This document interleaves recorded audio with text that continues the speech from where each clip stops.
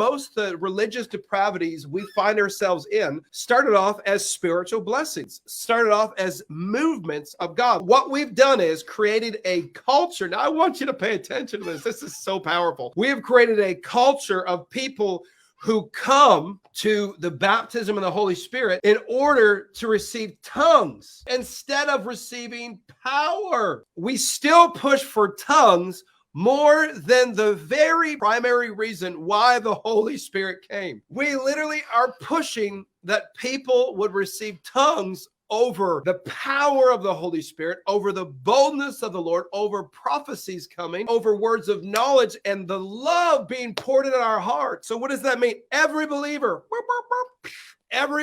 is supposed to be powerful. Every believer. But we've taught every believer, at least in the Pentecostal or the Spirit-filled denomination, we've taught that every single person has to have tongues.